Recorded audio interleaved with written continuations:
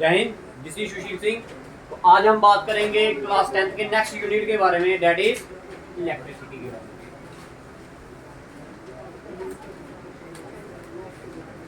ठीक है जी, इसके बारे में बात करेंगे, इलेक्ट्रिसिटी के बारे में। ये यूनिट नंबर आपका है फिजिक्स का क्लास, ठीक है जी, समझ आ गया। तो इससे पहले हमने क्या कर लिया है, दो वीडियोस, दो लेक्चर्स क्या कर लिए हमने, दो लेक्चर्स बोले या फिर आप क्या बोल सकते हो, दो यूनिट क्या कर लिए हमने फिजिक्स के, खत्म कर लिए हैं। तो इस यूनिट को देखने से पहले आपसे अनुरोध है कि आप क्या करें, पीछे वाली वीडियोस देखें, ठीक है। तो बात करेंगे आज किसके बारे में, इलेक्ट्रिसिटी। क्या होती है इलेक्ट्रिसिटी, ठीक है, फॉर्म ऑफ एनर्जी है ये भी, ठीक है। तो इलेक्ट्रिसिटी क्या है भाई, इलेक्ट्रिक एनर्जी है। क्या है, इलेक्ट्रिक एनर्जी। तो बात करेंगे सबसे कहां से, बेसिक कंसेप्ट जो सबसे पहले आता है, ठीक है, दैट इज चार्ज। इसके बारे में बात करेंगे। बोलते हैं नहीं कि आपका जो फोन है वो क्या हो गया, चार्ज हो गया। आपका मोबाइल क्या हो गया, चार्ज। तो क्या मतलब हो, उसमें कुछ क्या हो गई है, एनर्जी क्या हो गई है, स्टोर हो गई है। वो जो एनर्जी होती है, वो जो चार्ज होता है, वो किसकी फॉर्म में होता है, वो इलेक्ट्रॉन्स की फॉर्म में, ठीक है। देखो दो चीजें होती हैं, अभी पहले इसको समझ लेते हैं कि चार्ज होता है। भाई ध्यान से भाई, चार्ज का मतलब क्या है, अगर हम बोले हम कोई बॉडी क्या हो गई है, चार्ज हो गई है, तो मतलब कि उसकी बॉडी में क्या आगे हैं, इलेक्ट्रॉन्स आगे हैं, जहां फिर इलेक्ट्रॉन जा चुके हैं। दो ही चीजें होगी भाई, बॉडी चार्ज में कब आएगी, बॉडी चार्ज में कब आएगी। दो कंडीशंस, ओए बातें नहीं, दो कंडीशंस है उसके लिए। वो दो कंडीशंस क्या हैं, पहली कंडीशन ये है कि जहां तो उसमें से देखो इलेक्ट्रॉन क्या कर गए होंगे, इलेक्ट्रॉन क्या कर गए होंगे, चले गए होंगे, जहां तो फिर इलेक्ट्रॉन्स आए होंगे। यही दो कंडीशन में बॉडी क्या हो सकती है, चार्ज हो सकती है। अभी इलेक्ट्रॉन प्रोटॉन क्या होता है, ये भी आपको समझाया जाएगा। फिलहाल अभी आप समझने के लिए इतनी सी बात याद रखें, अगर कोई बॉडी हम बोले कि ये बॉडी क्या है, चार्ज, तो जहां तो उसमें इलेक्ट्रॉन आगे हैं, जहां फिर उसमें इलेक्ट्रॉन। अब चार्ज क्या है, एक फिजिकल क्वांटिटी है। क्या है भाई, दो दो चीजें बता रहा हूँ, ध्यान से समझिएगा और हर चीज उतारनी है आपने। चार्ज क्या है, एक फिजिकल क्वांटिटी, एक होती है फिजिकल क्वांटिटी, एक होती है वेक्टर क्वांटिटी। तो फिजिकल क्वांटिटी कौन सी होती है, जिसमें फिजिकल क्वांटिटी को ही आप क्या बोलते हो, स्केलर क्वांटिटी बोलते हो, ठीक है। फिजिकल क्वांटिटी इसको बोलिए स्केलर क्वांटिटी है। क्या है ये, स्केलर क्वांटिटी है, ठीक है। एक होती है स्केलर, एक होती है वेक्टर। मैंने इसको पहले भी बताया, स्केलर क्वांटिटी वो होती है जिसमें सिर्फ क्या होता है, मैग्नीट्यूड होता है, डायरेक्शन नहीं होती। और वेक्टर क्वांटिटी क्या होती है, जिसमें दोनों होते हैं, magnitude as well as direction. तो चार्ज क्या है, एक फिजिकल क्वांटिटी है जिससे कोई मैटर क्या करता है, एक फोर्स को क्या करता है, एक्सपीरियंस करता है। एक फोर्स को क्या करता है, एक्सपीरियंस करता है भाई। क्या करता है, फोर्स को एक्सपीरियंस करता है भाई। एक फोर्स को क्या करता है, एक्सपीरियंस। अब वो फोर्स कैसे हो सकती है, जहां तो किसी चीज को अपनी तरफ खींच ले या फिर किसी चीज को अपनी से दूर फेंक दे, वो दो ही तरह से हो सकती है। समझ आया। तो charge is a physical quantity, एक फिजिकल क्वांटिटी है in which a matter experience a force, जिसमें क्या करता है, एक मैटर क्या करता है, कोई फोर्स एक्सपीरियंस करता है इन अ पर्टिकुलर इलेक्ट्रोस्टैटिक फील्ड। ये कोई एक इलेक्ट्रोस्टैटिक फील्ड में क्या करता है, वो कोई फोर्स एक्सपीरियंस करता है। क्लियर है। अब देखिए भाई, चार्ज होते हैं आपके दो टाइप के, एक होता है पॉजिटिव चार्ज, एक होता है नेगेटिव चार्ज। भाई पॉजिटिव हम कब बोलेंगे कि कोई बॉडी में पॉजिटिव है, पॉजिटिवली चार्ज है। हम कोई बॉडी कब बोलेंगे पॉजिटिवली चार्ज है, अगर वो क्या करेगा, ये ई का साइन है, इसको बोलते हैं हम इलेक्ट्रॉन।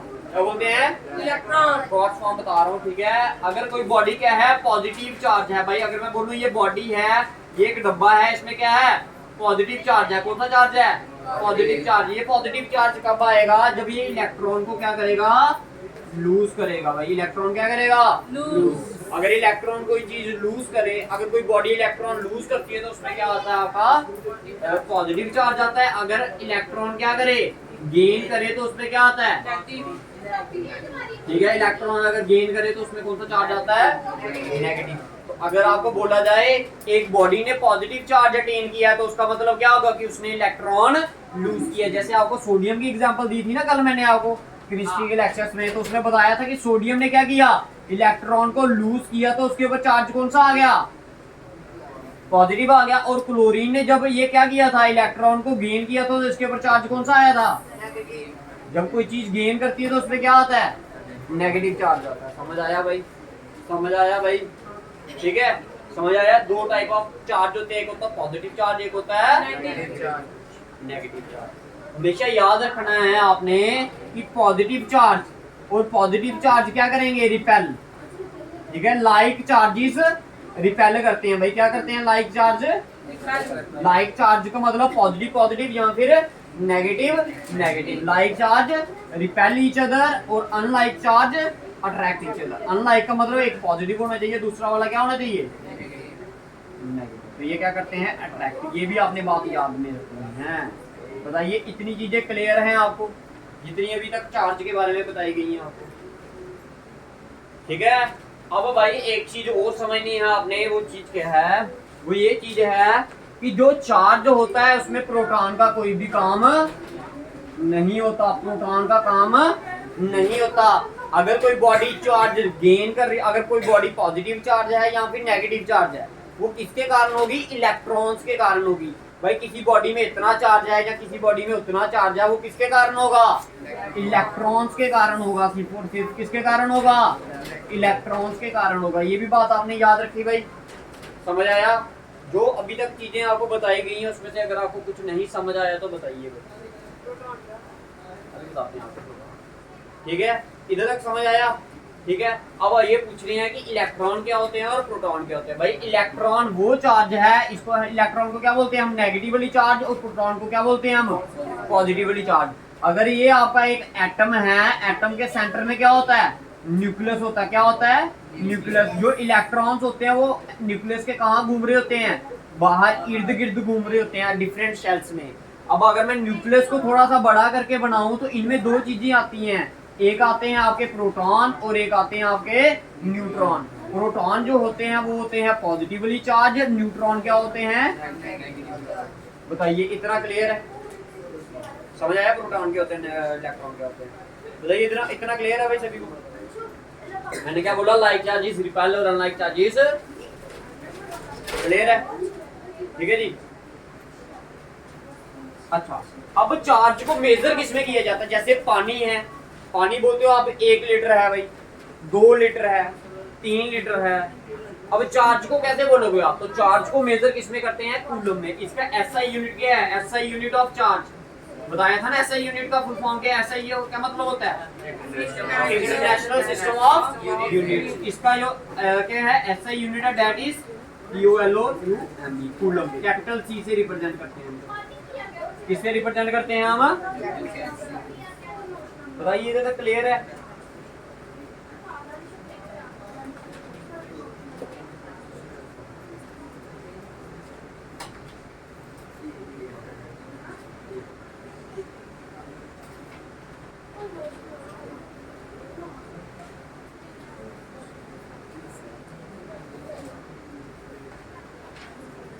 अच्छा, वो जो छोटी क्लासेस में आप जब स्केल के साथ क्या कहते हैं, स्केल को लेते थे, स्केल के साथ रब करते थे आप, तो वो पेपर को क्या करता था, अट्रैक्ट करता था। तो ऐसा क्यों होता है, क्योंकि एक बॉडी हमारी क्या हो जाती है, पॉजिटिवली चार्ज हो जाती है, दूसरी क्या आ जाती है, उसमें चार्ज आ जाता है जिसके साथ वो उसको क्या करने लग पड़ता है, खींचने। This is all because of charge. बताइए तो क्लियर है। एसआई यूनिट बता दी मैंने आपको क्या। अब लिखिए मैग्नीट्यूड ऑफ इलेक्ट्रॉन, ठीक है, magnitude of charge on 1 electron. एक इलेक्ट्रॉन में कितना चार्ज होता है, ठीक है, चार्ज ऑन 1 इलेक्ट्रॉन लिखिए, चार्ज ऑन 1 इलेक्ट्रॉन,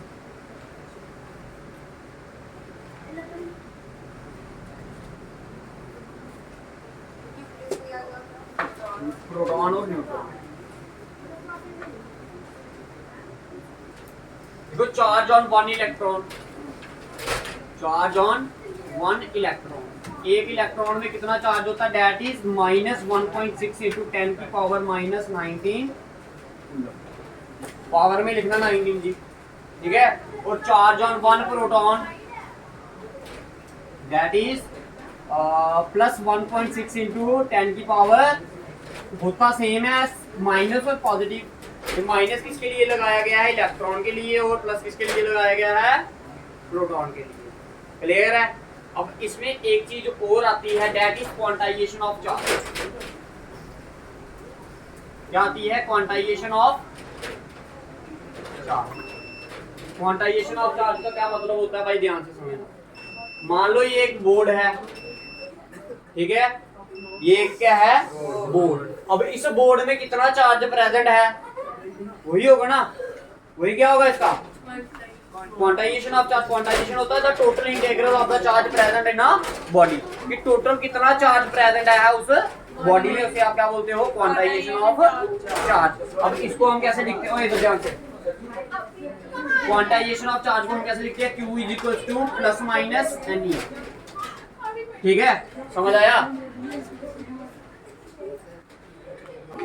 देखिए इसके बाद क्वांटाइजेशन ऑफ चार्ज का मतलब क्या है? अब देखो ध्यान से इधर समझना। एन क्या होता है? Number of electrons. एन को क्या बोलते हो? Number of electron. Number of electron. E का मतलब क्या होता है? ई का मतलब होता है चार्ज ऑन वन इलेक्ट्रॉन। अगर सपोज करो ये एक बॉडी है, क्या है? एक बॉडी, इसमें दो ही क्या है? इलेक्ट्रॉन्स हैं। तो एक का चार्ज कितना होता है? ये होता है। अब कितने हैं ये? दो। तो दो पे कितना होगा? 1.6 इंटू 10 की पावर माइनस 19 प्लस 1.6 इंटू 10 की पावर माइनस 19। तो जहाँ तो ऐसा भी बोल सकते हो ना, अगर एक इलेक्ट्रॉन की कॉस्ट मान लो इतनी है तो दो की कितनी होगी? Multiply by 2। अगर तीन होंगे तो इसी को आपने क्या किया? इसको लिखा आपने 2 इंटू 1.6 इंटू 10 की पावर माइनस 19 कूलम, ऐसे लिखा ना। अगर मान लो तीन होते तो क्या लिखते थे? 3। अगर चार होते तो 4, फिर 5 होते तो 5, फिर 10 होते तो 10 into charge on one electron. अगर मान लो n होते तो, अब तुम्हें नहीं पता ये कितने हैं, मान लो n इलेक्ट्रॉन्स है। कितने हैं? n electron. तो फिर क्या लिखोगे इसको? n इंटू क्या? 1.6 इंटू, इसको आप लिखोगे, इसको आप ऐसे भी लिख सकते हैं, n इंटू 1.6 इंटू 10 की पावर माइनस 19। समझ आया?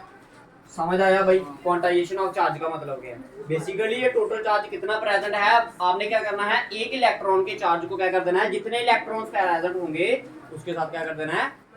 मल्टीप्लाई कर देना है। समझ आया? ठीक है सभी को? भाई जिसको नहीं समझ आया तो बताइए। एक क्वेश्चन करवाते हैं इसको आप।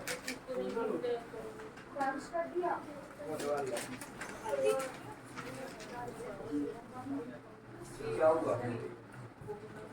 देखो क्वेश्चन लिखिए, देखिए क्वेश्चन लिखो। इफ देयर आर, पहले लिखो इफ देयर आर, क्वेश्चन लिखिए, if there are 10 electrons,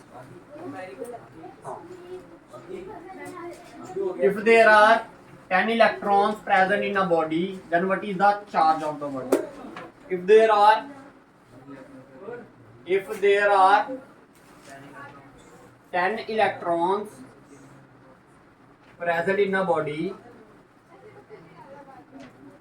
then what is the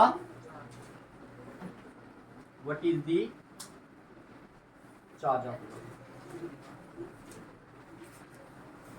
देखिए भाई, आपको पता है जितना भी चार्ज होता है उसको आप कैसे represent? Q equals to N। तो N क्या होता है? Number of electron. कितने हैं? 10। E की वैल्यू क्या? 1.6 इंटू 10 की पावर 19 कूलम। आपने क्या किया? Q is equal to 10 into 1.6 multiply by 10 की पावर माइनस 19। इधर 10 की पावर ये 1 है, इधर 10 की power minus 19, basis same power added, ये आ गया माइनस 19 प्लस 1, ऐसे ही आएगा ना। तो ये आ गया आपका 1.6 इंटू 10 की पावर माइनस 18 आंसर आ गया। इतना चार्ज प्रेजेंट होगा उसको।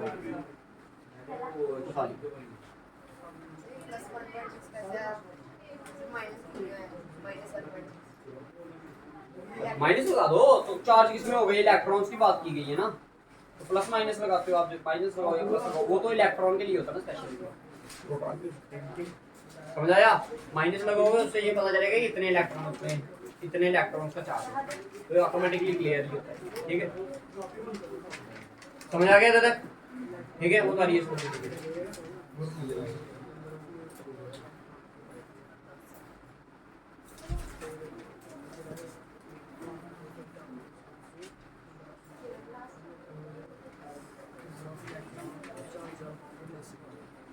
ये समझ आया सभी को? -19 प्लस 1 कैसे आया? ये 10 की पावर 1 है, ये 10 की पावर -19 है, बेसिस से पावर एडिट, ये -19 प्लस 1 किया, 19 में से एक निकालोगे तो क्या आएगा -18। ठीक है, एक क्वेश्चन और देता हूँ आपको, लिखिए। देखो इफ देयर आर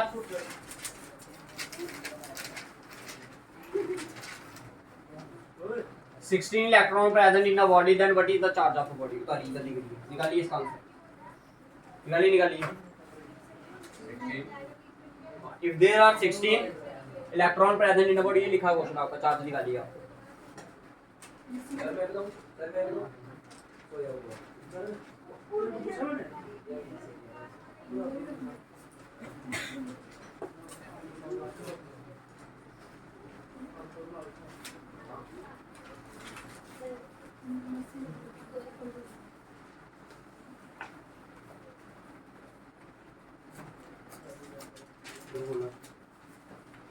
निकालिए आंसर, निकालिए खुद अपना।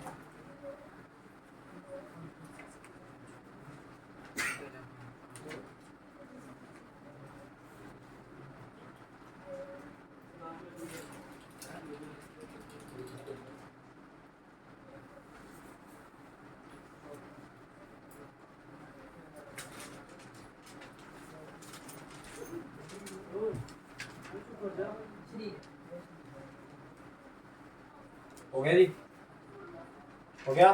क्या है आंसर? मैं निकाल के लाना करते हैं, ठीक है? लिखिए नेक्स्ट क्वेश्चन लिखिए।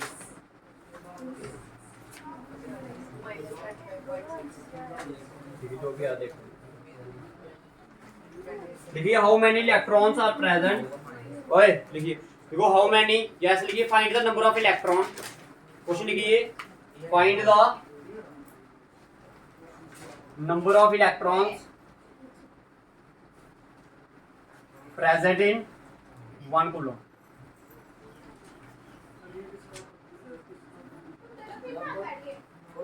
ठीक है जी, निकालिए इसका। अब देखिए भाई, अब पहले क्वेश्चन देखो, आप पहले ध्यान से समझ लीजिए, गिवन ने क्या दिया और निकालना क्या है। देखो Q की वैल्यू क्या होती है, Ne, ठीक है। अब आपको बोला है find the number of electrons, कि कितने इलेक्ट्रॉन प्रेजेंट होंगे एक कूलम चार्ज में।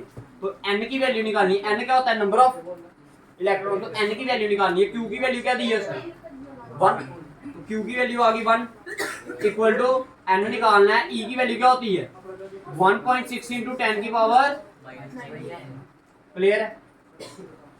यही होती है जी, सभी को पता है। चलो ठीक है, ये आ गया आपका 1 is equal to N into 1.6 है ना, पॉइंट हटाएंगे तो क्या आएगा 16/10, ठीक है, मल्टीप्लाई बाय 10 की पावर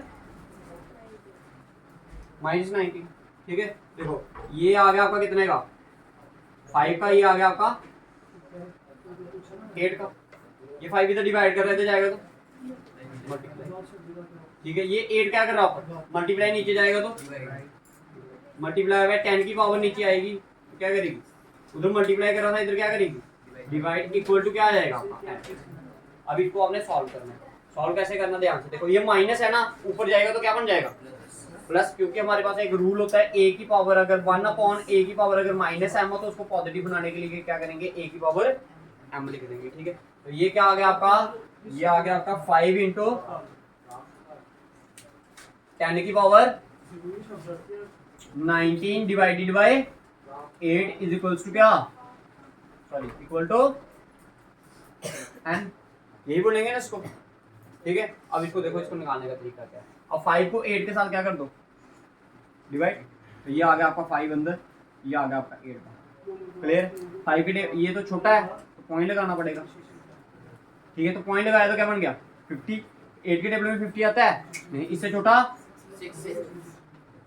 48 कितने का, 6 का, पीछे क्या रहा 2, पॉइंट तो आगे लगा 20 बन गया, तो ये कितने का आया 16 कितने का 2 का, फिर से डिवाइड किया तो कितना आएगा, कितना 4, तो ये आ गया आपका पॉइंट आगे लगे, 40 कितने का आएगा 5 का, तो ये आ गया 6 2, कितना आ गया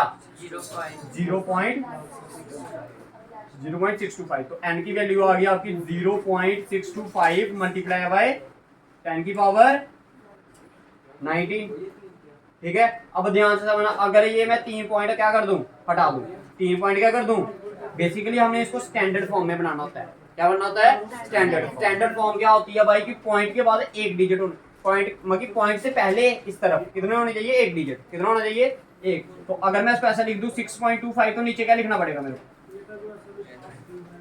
10 लिखना पड़ेगा या नहीं लिखना पड़ेगा? मल्टीप्लाई बाय 10 की पावर 90 इक्वल टू n। देखो ये 10 की पावर 1 है, 10 की पावर क्या है? 19। Basis same power subtracted in case of division.